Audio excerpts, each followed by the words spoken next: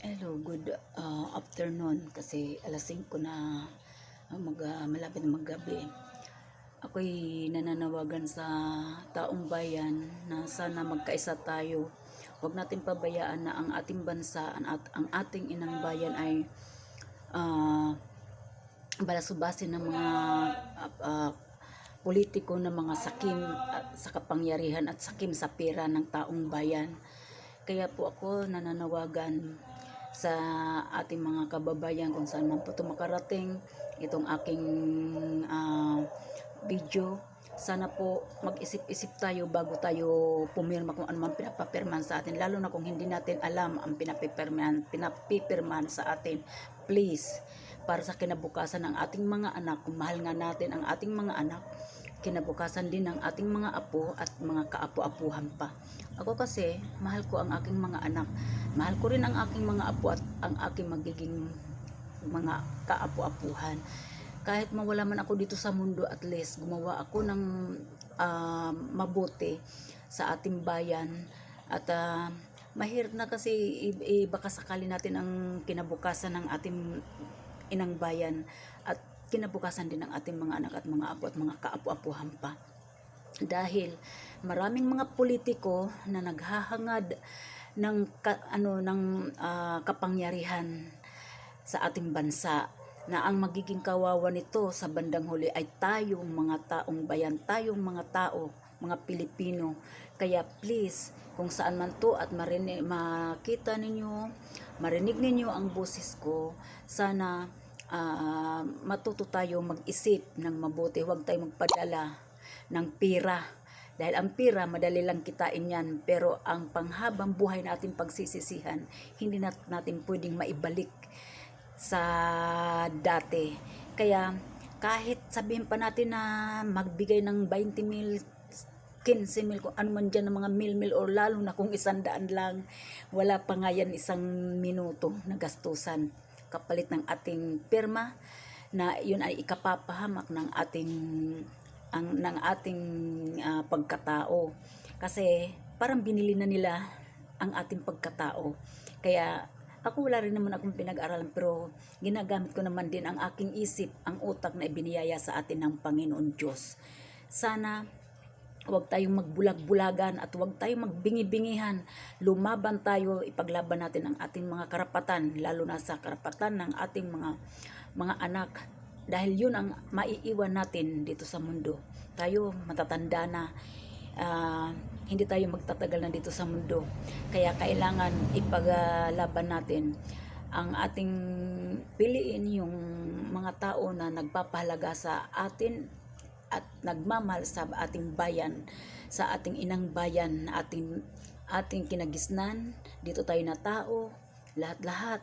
Kaya piliin natin. Ako, wala akong hindi ko iniisip na kundi ang pipiliin ko at aprobado ko na sa aking sarili, sa mga nakita ko sa kanilang mga serbisyo, kundi ang mga pamilyang Duterte.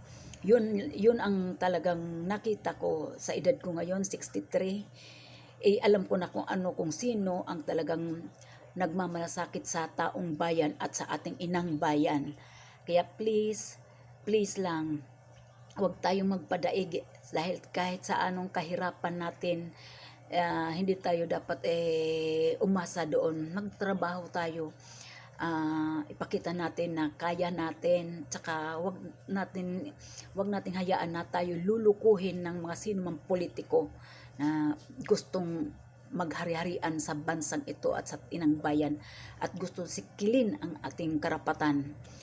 Please lang, kaya palagi ako nagsasabi please lang, kasi nga marami naman din mga kababayan na nang dahil sa kahirapan, hindi na nila inaalam kung ano ang kanilang pinipirmahan, or kaya maaring katulad ko rin walang pinag-aralan, pero dapat iisipin natin mabuti bakit anong pinipirmahan natin ito, baka ito ikamamatay natin. Kaya isa din ako sa mga nananawagan sa ating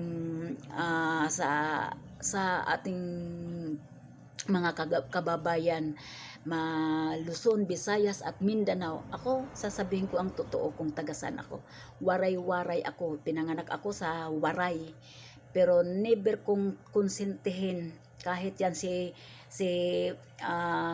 Romualdez Waray, pero never ko yan kukonsintihin kung mali ang mga ginagawa niya. At nakita ko na rin din, narinig ko lahat nakikita ko.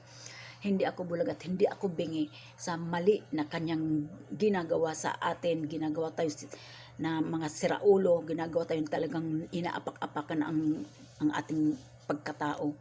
Bibilhin ng 100, kahit bilhin ako ng 1 million, hindi ko ipagbibili ang aking karapatan at ang aking pagkatao at pagkatao at karapatan ng aking mga anak at ng aking mga apo at kaapu-apuhan. Yun lang, sana matauhan tayo, tayong mga Pilipino, matauhan tayo. Huwag tayong palagi na lang tayo mag-iisip na mahirap ang ating kalagayan, mahirap ang ganito.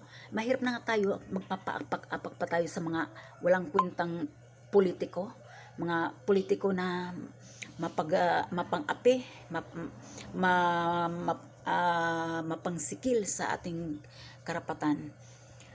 Salamat sa lahat ng mga nanonood nitong aking video. Salamat at sana pag-isip-isipan yung mabuti. Sana maintindihan nyo lahat yung aking panawagan. Kasi naaawa ako. Isa din akong mahirap. Naaawa din ako sa aking kapwa mahirap, na lalong maghihirap kapag hindi natin pinag-isipang mabuti at kuha lang tayo sa sentimo na kanilang inaakit sa atin, na iyon naman din ay galing din sa atin para tayong ginigisa sa sarili nating, hindi lang para ginigisa tayo sa sarili nating mantika, dahil ang binibigay nila sa atin ay sa atin din nang gagaling.